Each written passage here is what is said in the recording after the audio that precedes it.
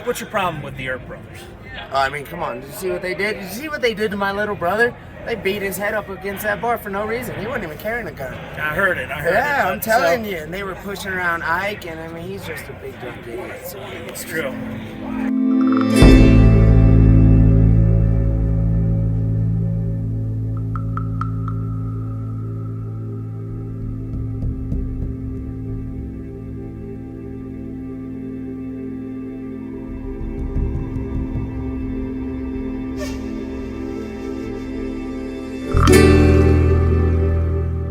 This bloody gunfight at the OK Corral was the climax of a bitter and often lawless struggle for political and economic control of Tombstone's riches. On one side were the local ranchers and cowhands, mostly Southern Democrats, who had long controlled Arizona territory. More than 100 of these so-called cowboys had banded together under the leadership of the Clanton family. Many blamed the cowboys for every stage robbery and stolen cow in the territory. But Johnny Bean, sheriff of Cochise County, gave them legal protection. And the Tombstone Nugget newspaper, published by one of Bean's deputies, defended the cowboys in print. On the other side were mining officials and local businessmen backed by wealthy Eastern investors. Their spokesman was John Clum, Tombstone's Republican mayor and the editor of the Tombstone Epitaph newspaper. The businessmen's profits depended upon capturing control of Tombstone. Y'all ready for a show? Yeah. I believe I said, are you folks ready? Oh. Yeah. A couple of things before we get started. First things first, at no point during or after our performance should you attempt to handle our weapons. They are real. They are dangerous. Now, that all that safety talk's out of the way. Now, Ike. Looks like we gonna made the Marshal Fred White mad. Oh no! I'm not gonna ask again, Brochus. I said hand them over. Now! Whoa. You gotta go. Whoa. Easy there, Fred. Here's the thing, okay? I've had a little bit to drink, and the boys have had a little bit to drink, all right? Well, if that man dies, you're swinging for it. Herb, you let him loose, you forget we was here. He just shot a man, he's gonna stand trial. Let's just buckle out now. Oh, he's bluffing. We have no Tom time. Coster. Yeah! A funeral is cheaper than a trial, boys. I suggest you clear out of here. Good luck, Bill. We need good luck. Get back here. Stop! Doesn't look good. Don't you worry, Fred. I'm gonna get you fixed up. I'm a dentist. How is this respectable business treating you? Dark Tomb's such place to be. It's like you pluck the money right off the trees around here. You said that same thing about Dodge City, Wyatt. It's different this time. I'm through risking my neck. Strictly on the up and up. Yeah, that is until the elections are over. So you heard of my intentions? Well, I can already picture it. Wyatt Earp, County Sheriff. You, my friend, have not changed. Well, at all. Can I have my gun back, please? No. I said please. You don't need I it. do. As you can see, I ain't fixed for it now. But if I was, I would take my gun and I would do. I'd kill you anyway. Do this whole town a favor. Oh, it would be really. That's enough, Doc. You boys clear out of here. Morgan, you arrest him. He pulled that gun on me. This gun right here. You want it? Doc, enough. Now I said clear out of here before you get more fight than you can handle. Ah! Tom, check that gun. It's your responsibility.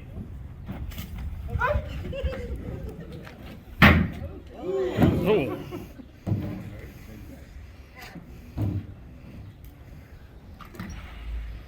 Hey, now look at me here, Clanton. Have you been listening to a word I've been saying to you? I heard what you said, Frank.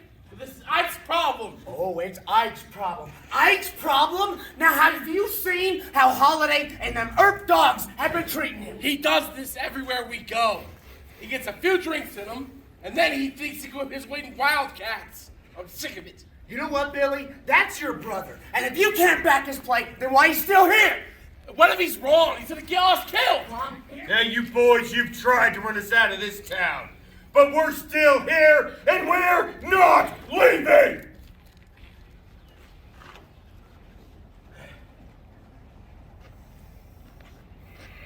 All this ends today, Wyatt. I am done talking.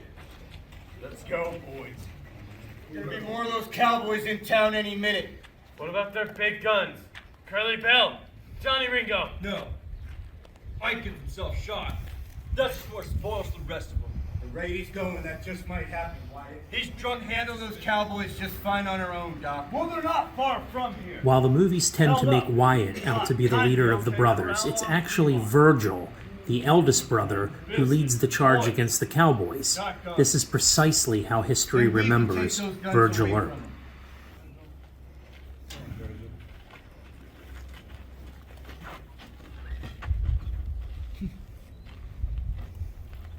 All right, Doc, if you're coming with us, you're gonna do it my way. I want you to hang back. Hold on to this.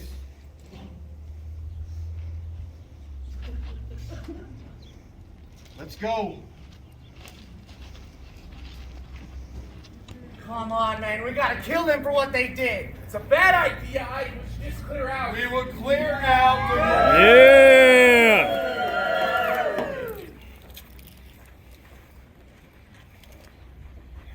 You boys looking for a fight?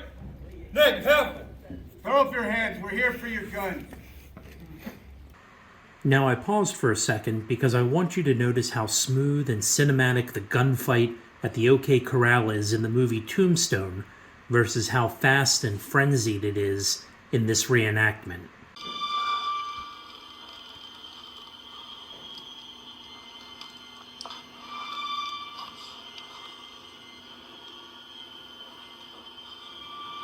Oh my God.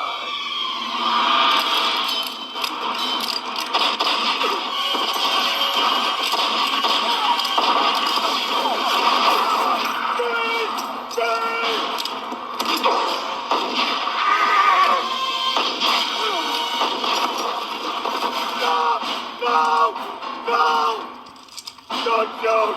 I got no gun! Please! Don't shoot me! I got no gun! I command, get the fighter, get away! Shut the door!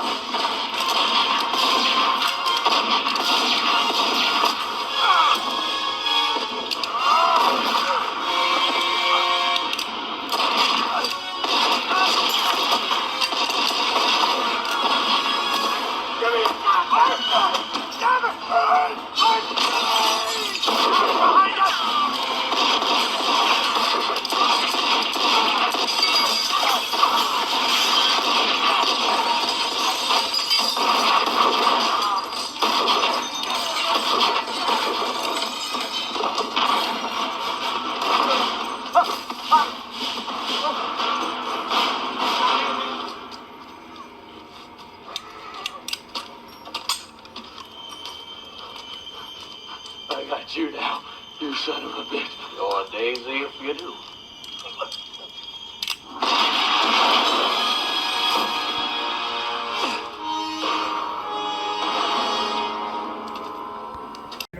No, wait! No! Wait! Oh, God, wait! Don't do that! Guys,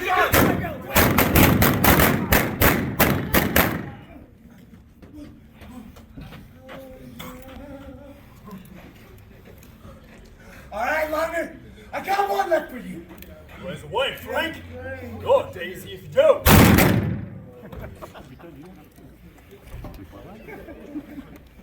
No Daisy at all. I see you quick that gun! Take it wide and leave me be! Frank McClowry, dead.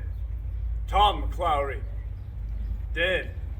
19-year-old Billy Clanton, dead. That was it. It was over before it ever started. Now, 2 months after this gunfight, Virgil Earp was ambushed outside the Crystal Palace Saloon. 3 shotguns went off, but he still refused to die. Crippled up pretty bad, Virgil wandered the West until death caught up with him in Nevada in 1905. Not as lucky was Wyatt's kid brother Morgan. He was shot in the back and killed playing a game of pool up on Allen Street. Morgan died at midnight, March 19th, 1882. His brother Wyatt's birthday. Now in 1887, the year this whole town began to fall apart, the two main causes of this gunfight died hundreds of miles apart from each other. That summer, while starting a new gang up in northern Arizona, Ike Clanton was shot and killed by a mail order detective. Not long after that, after a lifetime of drinking and smoking, well, tuberculosis caught up with yours truly up in Colorado. I don't care to talk about it. Wyatt Earp was the last man standing out of all this. He'd spend his days traveling. He'd make his way from Idaho to Alaska, finally ending up in Jazz Age Hollywood, searching for another tombstone and the chance to get things right again. Now, he never would find it. Wyatt died in Los Angeles in 1929, just ahead of his 81st birthday. His final words: suppose.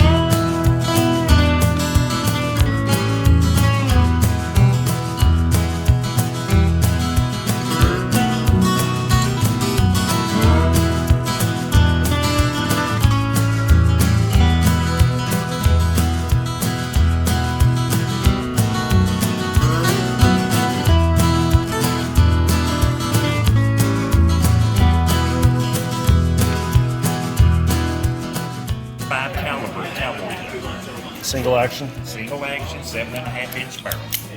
Sorry. No, pull it all the way back. Oh, no, you don't have to explain to you how it works now. It's half, sorry, it's a little wet on my hands. Okay. If you want to rotate the cylinder. Halfway. No. That's it? Oh. That's how you load it and unload it. My Army, you gotta go half. Wow. Rotate the cylinder. Now, guns are different. Now, pull the hammer all the way back. Now, you can dry fire it to feel how the trigger pull is. So it's okay, it's got a floating firing pin? Yes.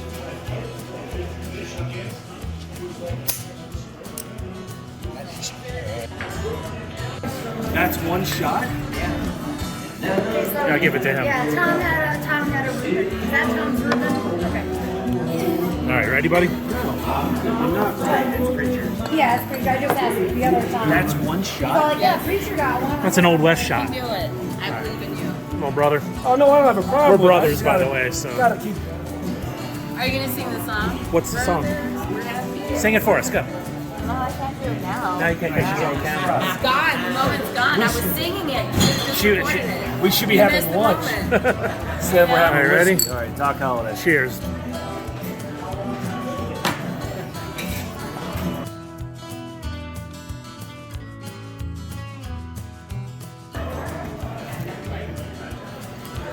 You're what she's waiting for your expression. I'm waiting for you to leave the bottle.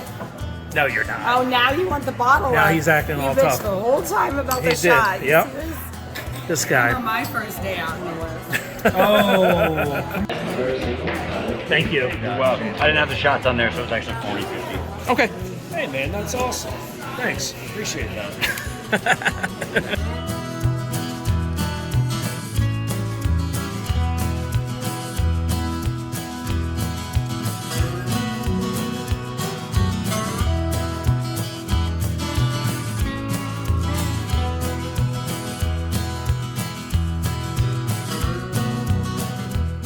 We are the Campbell and Hatch Saloon and Billiard Hall. And this is what we looked like back in 1882. You see the two doors in the photo.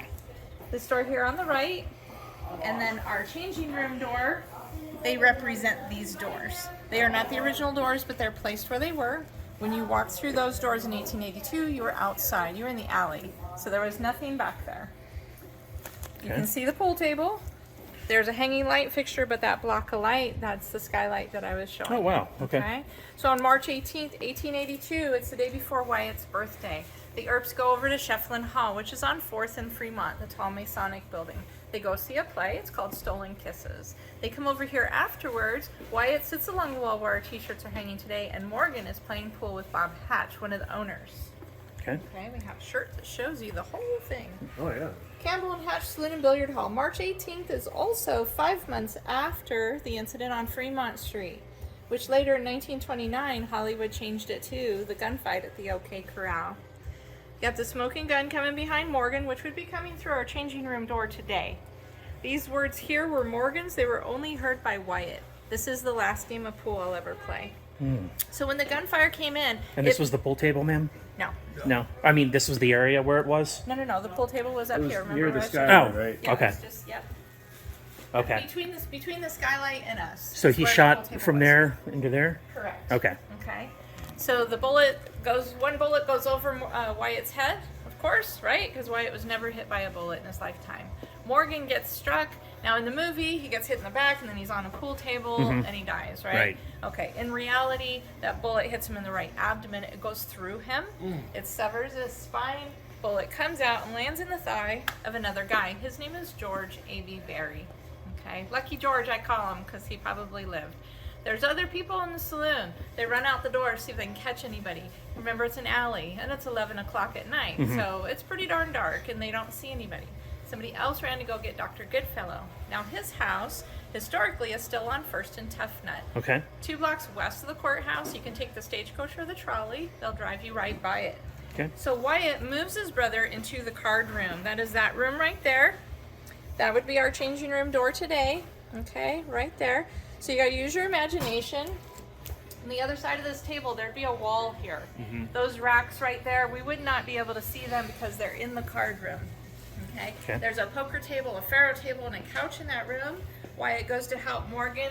He gets him onto the couch, and that's where he hears Morgan say, "This is the last game of pool I'll ever play." So Morgan knows he's done, right? Dr. Goodfellow gets here. There isn't anything he can do for Morgan. There's no bullet to remove. And he's bleeding out. My assumption is he's working on George's leg because George got the bullet. The whole story I'm telling you was written up in the Epitaph, which is our newspaper. Okay. So it takes 45 minutes for Morgan to bleed out and die. He dies just before midnight. Remember, the next day is Wyatt's birthday. Thus starting the vendetta ride that goes from March to October, where Wyatt goes after who he feels is responsible. Now, the 3rd week of October, we have our Eldorado days. That is the end of his vendetta ride. Okay, you'll have to come back and visit us. Sure. So the first one to go is Frank Stillwell, and that's up at the Tucson train depot. You saw it in the movie, right? Wyatt takes a shotgun, he kills Frank. In reality, what happens? Wyatt puts the body of Morgan and the rest of the family on the train at Contention, which is a town between here and Benson. And then he catches wind that Frank Stillwell is going to finish Virgil off in Tucson. Now remember, Virgil is shot, he's wounded, right? He was shot December 28th, 1881, 3 months before Morgan was killed, walking across 5th Street. Dangerous town. Yeah. Well, we just got from Lincoln, came from Lincoln, so they were the deadliest street in America for a while, Yeah, there's according to a Rutherford lot of B. people Hayes. who were shot on that. We lived there. You did? Okay, yeah. Roswell. So anyway, Wyatt gets his posse together, and he gets to Tucson, the Tucson train depot. The posse consists of himself, so Wyatt, Doc, McMasters, Turkey Creek, and Warren, the youngest Earp. We just saw his grave yesterday. There you go. Yes. So they get up to Tucson. They put over 140 slugs of lead into Frank. So if you get up to Tucson at the Tucson train depot, not Home Depot, the train depot, there is a museum there. And it talks about the history of the train, but it also talks about that shooting. And the coroner's report is there, and it says how there wasn't much left of Frank. And there's a statue of Wyatt and a statue of Doc up there. Who actually pulled the trigger? Because some people I've read have said Warren may have done it. For who? Frank Stillwell. Well, there was over 140 slugs of lead into You either Frank. reloaded into Frank alone. or you got help. Yes. So maybe it was a family endeavor. There were 5 people. Yeah. Wyatt, Doc, McMaster's, Turkey Creek, and Warren. So certainly not like the movie where he just lets One off and shotgun, that's it. boom. There's a whole bunch of guys opening fire on him. Correct. Huh? Okay. Wasn't Sherman McMaster one of the cowboys? Unloaded. Sherman McMaster's in the movie was a cowboy, yes, at the time. But he was never And in then- real life on the cowboy side, on the You McLaury's. gotta understand the Cowboys was a loose collection of rustlers. Yeah. That's what they were. Rustling was their game. They went down to Mexico, rustled cows, brought them up here to America. Of course, the Mexicans did the same thing. They came up here and stole the same cows back. Yeah. So the Cowboys actually went into stage robbery. You're almost guaranteed to get robbed if you're on a stage, either coming into Tombstone or leaving. Almost 100% guaranteed to be robbed. Wow. There you go. Well, thank you so much. So Yeah, I it was usually awesome. like to leave with, if you need any help in the store, let us Yeah. know. But if you hear or see anything strange in here, say hi to Morgan.